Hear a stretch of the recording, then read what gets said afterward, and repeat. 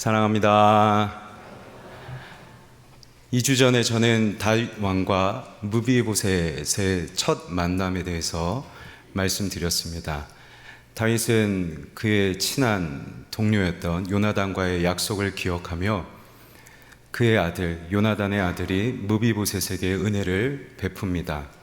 원수의 가문의 후손이었고 또 그런 자를 먼저 부르고 또 그런 원수의 아들인 후손의 자를 왕의 자녀처럼 환대해주는, 왕의 상에서 먹게 해주는, 그리고 더 나아가서 살 땅이 없는 자에게 살아갈 수 있는 터전을 마련해주는 다윗의 은혜를 보면서 우리는 죄인인 우리를 먼저 찾아오시고 부르시는 하나님의 은혜, 그리고 하나님의 자녀 되게 하신 그 환대, 그리고 더 나아가 우리 일상 속에서도 역사하시는 하나님의 은혜를 볼 수 있다 말씀드렸습니다. 그래서 성도의 삶은 처음부터 끝까지 하나님의 은혜 아니면 설명할 수 없고, 그래서 성도는 오직 하나님의 은혜로만 살아가야 한다라고 말씀드렸죠. 사무엘하 9장이 다윗과 무비보셋의 첫 만남이었다면 오늘 함께 읽으신 사무엘하 19장은 이 두 만남의 결말이 기록되어 있습니다. 그런데 이 처음과 결말의 배경이 되는 각각의 상황은 차이가 좀 있습니다. 사무엘하 9장에서는 다윗이 이웃의 악한 나라들을 모두 정복하고 그의 왕권을 견고하게 합니다. 나라가 많이 안정되었습니다.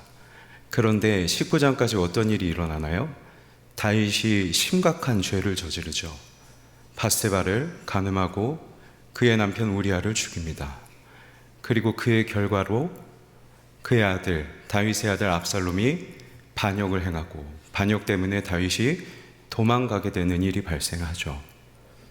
죄가 한 나라를 휘청이게 합니다.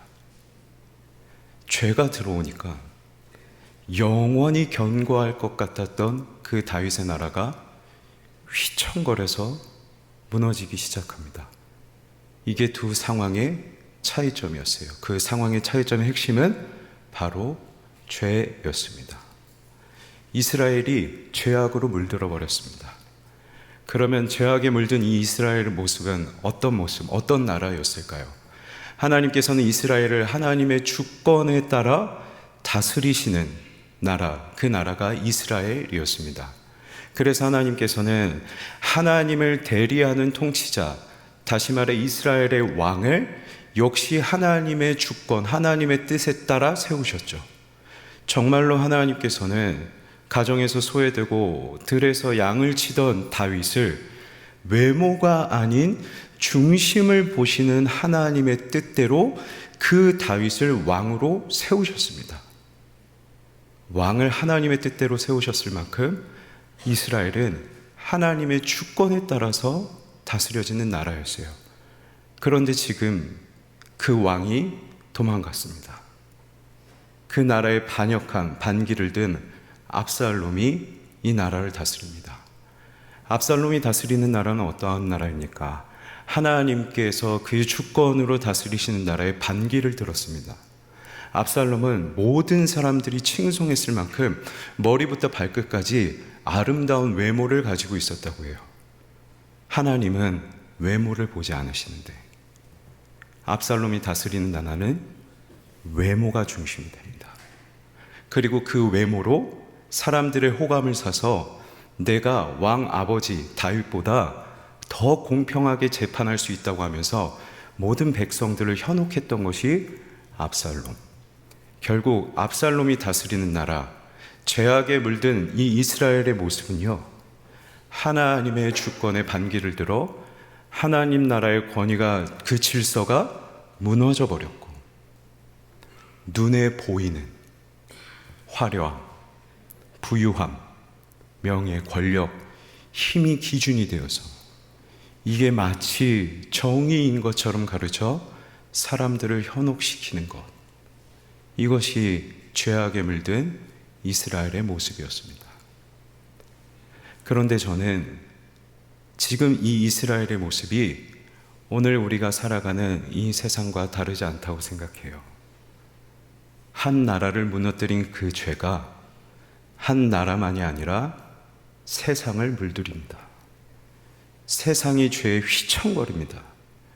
그래서 이 세상도 눈에 보이는 화려함과 부유함을 쫓아 살아가도록 만들고, 이것이 기준이 되어서 이렇게 해야만 살아갈 수 있다고 하며 사람들을 현혹시키고, 더 나아가 주권자 되시는 하나님의 권위와 질서를 무시한 채 성적으로 도덕적으로 타락해져 버렸고요. 반성경적인 문화와 법들을 쏟아내고 있는 것이 우리가 살아가고 있는 이 세상의 모습이죠. 중요한 것은 우리는 이 세상에 들어가섭니다. 우리는 이 세상에 속해서 살아갑니다. 그렇다면 하나님의 은혜로 부름받은 성도인 저와 여러분은, 더 나아가 하나님의 자녀라고 환대해 주신 저와 여러분은 이 악에 물들어 휘청거리는 이 세상 속에서 어떻게 살아가야만 할까요? 하나님의 자녀는 어떻게 살아가야 되는 것이 정답일까요? 무비보셋의 모습을 통해 확인하실 수 있겠습니다. 사울의 손자 무비보셋이 내려와 왕을 맞으니 그는 왕이 떠난 날부터 평안히 돌아오는 날까지. 왕이 떠났습니다. 왕이 떠난 순간, 다윗이 떠난 순간 이제 압살롬이 다스리기 시작합니다. 그래서 그가 돌아올 때까지 압살롬이 지배하고 죄악에 물들어버린 시기죠. 그런데 그 시기 동안 무비보셋은 발을 맵시내지 아니하며 그의 수염을 깎지 아니하며 옷을 빨지 아니하였더라.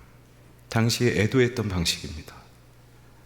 고통 중에 있는 다윗을 따라서 그 역시 나도 고통 가운데 있겠습니다.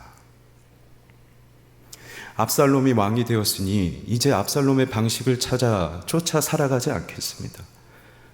나도 지금 고통당하실 내 진짜 왕 다윗을 따라 나도 고통에 참여하고, 그리고 저 압살롬이 다스리는 나라에 동화되지 않겠습니다 하며 거룩한 저항을 하고 살고 있는 것이죠. 결국 오늘날 이 악한 세상에서 성도가 살아가는 방식은요, 첫째, 거룩한 저항입니다. 악에 물든 이 세상의 방식이 아니라, 화려함과 부유함을 쫓아 그것이 기준이 되어 살아가는 것이 아니라 하나님의 주권을 인정하며 살아가는 것, 하나님 나라의 질서가 무너져버린 이 세상과 저항해서 구별되어서 하나님 나라의 주권을 인정하며 살아가는 것, 이것이 이 세상에서 성도가 살아가야 될 방식인 것이죠. 그리고 또 한 가지 더 있습니다. 성도는 고통 속을 걸어갑니다. 예수님 믿는다고 해서 마냥 행복하기만 한 것은 아니죠. 무비보셋이 다윗의 고난에 참여했던 것처럼 저와 여러분도 이 땅에서 받으신 예수 그리스도의 고난에 참여해야만 합니다. 예수님 때문에 때로는 손해도 봐야 되겠고, 예수님 때문에 때로는 참아야 될 것도 많고, 하고 싶은 거 많아도 예수님 때문에 절제해야 되겠고요. 그리스도의 고난에 참여하는 것이 성도의 본분이죠. 그렇다면 이 성도의 본분, 마땅히 걸어가야 될 이 길을 자신 있게 걸어갈 수 있으시겠습니까? 넉넉하게 걸어가실 수 있겠습니까? 그래서 사도 요한이 이렇게 기록합니다. 이 세상이나 세상에 있는 것들을 사랑하지 말라. 만약 그가 세상이나 세상에 있는 것들을 사랑하면 아버지의 사랑이, 하나님의 사랑이 그 안에 있지 아니하니. 만약 그 사람에게 하나님의 사랑이 없다면 그 사람은 하나님을 사랑하지 않고 세상이나 세상의 것을 사랑할 겁니다. 마음껏 세상에 동화되어 가면서 편하고 즐거운 길을 걸어가겠죠. 하지만 그 안에 하나님의 사랑이 있다면, 아버지의 사랑이 있다면 그는 그 길이 비록 고통스러울지라도 기꺼이 그리스도의 고난에 참여하면서 그 저항의 길을 걸어갈 수 있을 겁니다. 물고기는 평생을 짠 바다에서 삽니다. 그런데 신기하게도 살아있는 물고기는 그 살이 절대 짜지 않대요. 왜냐하면 아가미에 있는 한 세포들이 바다에 있는 이 염분을 자꾸 밀어내는 역할을 한다고 합니다. 하지만 그 아가미가 기능을 하지 못하면, 다시 말해 물고기가 죽으면 완전 소금에 절여진다고 해요. 성도인 저와 여러분 안에는 무엇이 살아있습니까? 저와 여러분 안에는 무엇이 살아있습니까? 저와 여러분 안에는 하나님 아버지의 사랑이 살아있는 줄 믿습니다. 저와 여러분은 죽은 물고기가 아닙니다. 저와 여러분은 하나님의 사랑이, 죄인인 우리를 먼저 찾아오시고 부르신 그 하나님의 사랑, 성도라 부르시고 하나님의 자녀로 환대해 주신 그 사랑, 우리의 일상 속에서도 여전히 그의 능력으로 역사하시는 그 하나님 아버지의 사랑이 세포처럼 우리 안에 살아있기 때문에 저와 여러분 안엔 그 사랑, 살아있는 그 사랑으로 이 세상이나 세상의 것을 사랑하지 않을 수 있습니다. 그래서 우리는 넉넉하게 이 세상을 향하여 저항하며 살아갈 수 있는 성도인 줄 믿습니다. 무비보셋이 마음을 지키려 했습니다. 동화되지 않으려 했습니다. 그런데 그랬던 무비보셋에게도 위기가 찾아옵니다. 원래 무비보셋은 다윗을 따라가려 했어요. 다윗이 압살롬의 반역을 일으킬 때, 도망하는 길을 출발할 때 그는 다윗을 쫓아가려고 했습니다. 하지만 한계가 있었죠. 두 다리를 모두 절었습니다. 그래서 따라갈 수 없을 그때에 종 시바가 이때다 하고 다윗에게 쫄래쫄래 가서 그를 모함합니다. 무비보셋이 당신의 나라를 다시 차지하려고 합니다 라고 모함하기 시작합니다. 그리고 그 모함에 다윗이 속아서 무비보셋에게 주었던 재산을 모두 시바에게 건네줍니다. 마음을 지키려 했는데, 동화되지 않으려 했는데, 끝까지 다윗의 그 고난에 참여하려 했는데 한계가 있었어요. 그런데 그 한계 때문에 모함을 받았어요. 그래서 왕의 자녀라고 그의 신분이 격상되었는데 이 시바 한 사람의 모함 때문에 왕의 자녀였던 무비보셋이 다시 다윗 앞에 반역자라는 죄인으로 나락으로 떨어지고 만 것이죠. 성도 여러분은 어떠십니까? 때로는 저와 여러분도 마음껏 하나님을 따르고 싶고 온전히 하나님 아버지를 섬기고 싶고 세상에 동화되지 않으며 살아가고 싶습니다. 하지만 우리에게도 한계가 있죠. 때로는 넘어져서 세상의 것을 쫓아 살아가기도 하고, 때로는 또 넘어져서 우리 스스로에게, 그리고 우리 가정에게 참 감당하기 어려운 결과들을 가져오기도 합니다. 그런데 이때 어떤 일이 벌어질까요? 이어지는 말씀을 통해 확인하시죠. 대제사장 여호수아는 여호와의 천사 앞에 섰고 사탄은 그의 오른쪽에 서서 그를 대적하는 것을 여호와께서 내게 보이시니라. 지금 스가랴 선지자에게 환상을 보여주시는데 대제사장 여호수아가 서 있습니다. 여기 대제사장 여호수아는 하나님께 범죄하였다가 바벨론의 포로로 끌려갔던 이스라엘 백성들을 의미합니다. 그 이스라엘 백성 전부를 보여주는, 대표하는 사람이에요.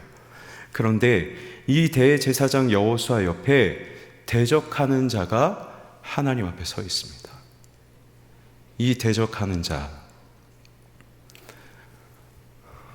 이스라엘 백성이 하나님 앞에서 범죄하였다고 하나님 앞에 고발하는 거예요. 여기 대적하다라는 단어는 법정 용어입니다. 법정적으로 기소하다라는 뜻입니다. 마치 사탄이 검사가 되어서 검사처럼 하나님, 저 이스라엘 백성들의 죄를 보십시오. 하나님을 반역한 저 사람들을 보십시오 하면서 하나님 앞에서 저 범죄한 이스라엘 백성들을 자꾸 고소하는 거죠. 그래서 죄인이라고 자꾸 기소하는 겁니다. 사단이 이렇게 우리를 향해서 일합니다. 여기 대적하다라는 말이 사탄이에요, 히브리어로. 사탄이 사탄짓합니다. 사탄이 성도인 저와 여러분을 이렇게 무너뜨리려고 합니다. 우리가 때로는 실패하여 넘어져 있을 때, 그래서 참혹한 결과를 맞이하고 있을 때 사탄은 우리에게 찾아와서 이때다 하면서 이게 다 너 때문이다. 너의 죄 때문이다. 너가 너의 가정을 망친 거다 하면서 우리를 정죄하기 시작해요. 너가 성도냐? 너가 그렇게 대단하게 믿음 지킬 것처럼 말해놓고서는 결과가 오지 이것밖에 안 되니? 하면서 우리를 계속 정죄하기 시작해요. 그리고 하나님께 가서 하나님 저 윤종문을 보십시오. 입술로는 하나님을 사랑한다 하면서 삶에서는 하나님 앞에 범죄합니다. 저 가식적인 모습을 보십시오. 죄인입니다 하면서 하나님 앞에 가서 저를 고발하는 거죠. 이게 사단이 하는 일이에요. 사단은 자꾸 우리를 정죄하고 우리를 죄인이라고, 하나님의 자녀인데, 하나님의 은혜로 부름받은 성도인데 그런 우리를 자꾸만 죄인이라고 우리를 그 죄인의 자리로 끌어내리고 있죠. 이때 저와 여러분은 어떻게 해야 할까요? 이 자리에 계신 성도 여러분들께서는 오늘도 나는 실패했다 하면서 스스로에게 정죄의 낙인을 찍고 계시지는 않습니까? 하나님께서 오늘 나를 벌하시지는 않을까 하면서 하나님 앞에 나는 또 실패한 사람이다 하고 스스로 이 낙인을 찍고 계시지는 않습니까? 그런데 여기서 저와 여러분은 오늘 이 법정 다툼의 결과가 어떤지를 함께 말씀으로 살펴볼 필요가 있습니다. 내가 또 들으니 하늘에 큰 음성이 있어. 이게 하늘의 재판의 모습을 보여주거든요. 이르되 이제 우리 하나님의 구원과 능력과 나라와 또 그의 그리스도의 권세가 나타났으니 우리 형제들을 참소하던 자 곧 우리 하나님 앞에서 밤낮 참소하던 자가 쫓겨났고, 마치 검사처럼 검사인 듯냐 하나님 앞에 가서 저와 여러분을 향하여 죄인이라고 고소했던, 참소했던 그 사탄이 하나님 앞에서 쫓겨난대요. 우리를 끌어내리려고, 무너뜨리려고 그렇게 고소했는데 하나님이 쫓아내신대요. 왜요? 그리스도의 권세가 나타났으니, 십자가에서 죽으심으로 그리고 다시 사심으로 우리를 괴롭히고 여전히 정죄하고 있는 그 죄악을 승리하셨고, 그리고 그 십자가의 은혜로 영원한 그리고 단번한 그 제사로 우리의 모든 죄와 허물들, 우리의 연약함, 우리의 실패를 다 덮어주신 그리스도 예수님의 그 권세가 나타났으니, 그래서 사단 마귀가 우리를 정죄할 수 있을지언정, 우리를 참소할 수 있을지언정 무너뜨리지는 못해요. 우리를 결코 무너뜨리지는 못해요. 그래서 성도는요, 실패자라는 낙인에 머물러서 살아가는 사람이 아니라 이런 나의 실패도 덮어주시고 다시금 승리하게 하실 그 예수 그리스도를 의지하며 다시 이 세상을 향하여 거룩한 저항을 하며 살아가는 사람이 바로 성도인 것이죠.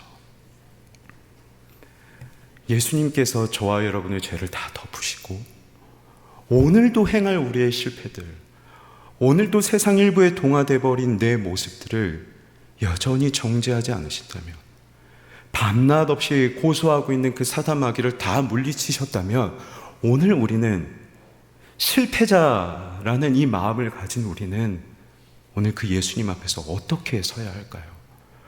우리가 해야 할 것은 무엇일까요? 역시 무비보셋의 모습을 통해서 확인하실 수 있습니다. 다음 말씀을 보여주실까요? 무비보셋이 왕께 아뢰되 내 주 왕께서 평안히 왕궁에 돌아오시게 되었으니 그로 그 전부를 차지하게 하옵소서. 상황이 이렇습니다. 다윗이 돌아와서 이 무비보셋에게 묻습니다. 너는 왜 나를 따라오지 않았느냐? 그러자 무비보셋이 나는 다윗 왕을 따라가려 했는데 시바가 나를 모함하였습니다. 그래서 다윗의 모든 오해가 풀려요.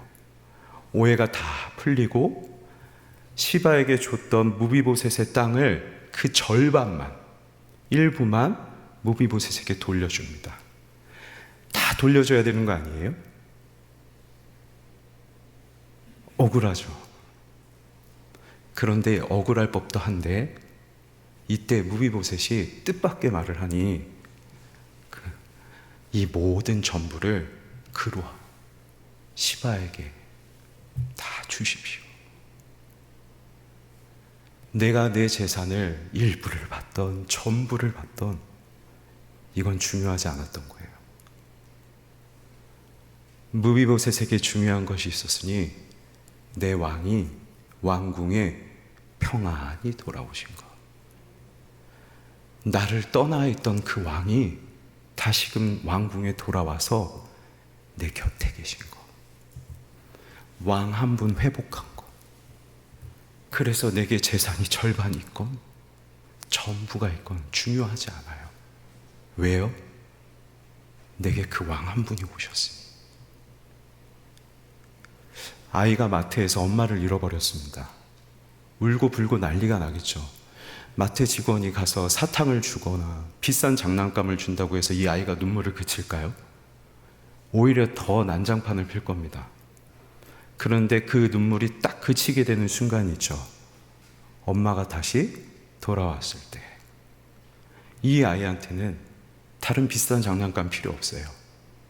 엄마 하나 다시 오면 돼요. 사랑하는 성도 여러분, 우리의 실패를 다 덮어주시고 또다시 승리하게 하시는 그 예수님 앞에서 저와 여러분이 오늘 이 밤에 해야 되는 것은요, 무비보셋이 다윗왕 한 사람이 돌아온 것만으로도 충분했던 것처럼, 아이가 오직 엄마 한 사람만 찾아 헤맸던 것처럼 우리의 예수 그리스도를, 오늘 다시 우리를 일으키실 그 예수님 한 분을 회복하는 거예요. 이 밤에 저와 여러분이 기도해야 될 것은요, 주님, 잃어버렸던 내 예수님을 회복시켜달라고, 예수님을 다시 소유하게 해달라고, 그 예수님을 구하며 살아가는 것이죠. 비록 나는 실패하고 넘어져 있으나 그런 나를 다시 일으키실 그 나사렛 예수 그리스도 이름을 구하는 것, 은과 금은 소용없고 은과 금은 아무리 필요 없고 오직 나를 다시 일으키실 예수 그리스도, 그 나사렛 예수 그리스도의 이름의 능력을 구하는 것, 이것 오직 하나만이 오늘 저와 여러분이 하나님 앞에서 구해야 할 기도 제목인 줄 믿습니다. 그래서 성도는 이렇게 노래하며 살아가는 사람이에요. 화면의 말씀을 보시죠. 무명한 자 같으나 유명한 자요, 죽은 자 같으나 보라, 우리가 살아있고 징계를 받는 자 같으나 죽임을 당하지 아니하고 근심하는 자 같으나 항상 기뻐하고 아무것도 없는 자 같으나 모든 것을 가진 자로다. 아멘. 저와 여러분은 모든 것을 가진 자입니다. 왜요? 예수 그리스도를 주셨거든요. 성도는 이걸 기억하며 살아가요. 내게 은과 금 없어도 내게 예수님 주셨다. 날 찾아오시고 성도 되게 하시고 나를 자녀로 환대하시고 지금도 나에게 은혜를 베푸시는 그 예수님을 내가 가졌다. 이걸 믿음으로 살아가는 사람입니다. 그래서 내 곁에 예수님이 계시기에 우리는 실패자, 무명한 자 같으나 하나님 앞에서는, 내 죄를 다 덮어주신 그 하나님 나라에서는 실패자, 무명한 자가 아니라 유명한 자요, 나의 죄를 다 덮어주신 예수님을 내가 소유했기에, 그 예수님께서 나의 곁에 계시기에 내가 죽임을 당하지 않고 징계를 받는 것 같으나 나는 살아있는 자가 되고, 실패 가운데, 좌절 가운데, 낙심 가운데, 근심 가운데 있어도 내가 다시금 기뻐할 수 있는 것은 내 곁에 계신 예수님 때문에. 이걸 노래하며 살아가는 게 성도의 삶인 것이죠. 사랑하는 성도 여러분, 오늘 이 밤에 예수님을 구하십시오. 예수님을 회복하십시오. 그 예수님께서 저와 여러분을 오늘 이 실패, 넘어짐, 또 정죄, 죄인이라는 그 나귀 가운데 주저앉아 있는 저와 여러분을 그 능력의 이름으로 건져내실 줄 믿습니다. 오늘 기도하실 때 나의 실패를 깨닫게 하시고, 하지만 그럼에도 불구하고 다시 나를 일으켜 세워주시는 그 하나님의 은혜를 경험하실 수 있으면 좋겠습니다. 말씀을 맺겠습니다. 성도는 이 세상을 향하여 저항하며 살아갑니다. 하지만 때로는 우리도 이 세상에 현혹되어서 넘어질 때 있습니다. 그때 사탄은 이때다 하고 우리에게 실패자라 하며 정죄하고 하나님께 가서 참소합니다. 하지만 예수님께서는 그 참소를 다 쫓아내시고 우리의 모든 허물을 덮어주셨기에 저와 여러분은 그 예수님으로 다시 성도의 길을 걸어갑니다. 무명한 자가 아니라 유명한 자가 됩니다. 살아있는 자가 됩니다. 죽임을 당하지 않는 자가 됩니다. 그리고 항상 기쁨으로 살아갈 수 있는 자가 됩니다. 오늘 이런 은혜를 주시는 그 예수님을 회복하는 저와 여러분이 되길 주님의 이름으로 간절히 소망합니다.